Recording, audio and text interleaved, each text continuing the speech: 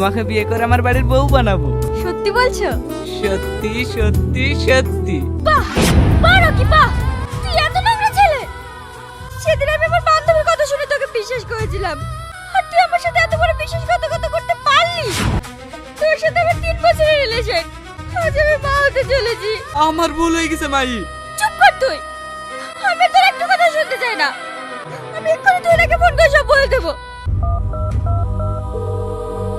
Hello তুই না, আমি রকিতে বাড়িতে, তুই তাড়াতাড়ি আয়। কেন?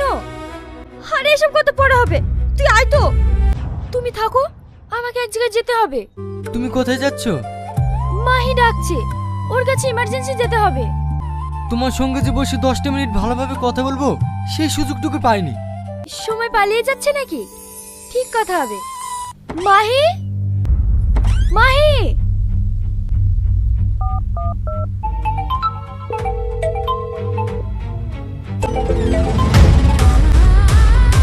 মাহি, তোর কি হয়েছে? তোকে কে মেরেছে? মাহি কথা বল না, তোর কি হয়েছে? মাহি মাহি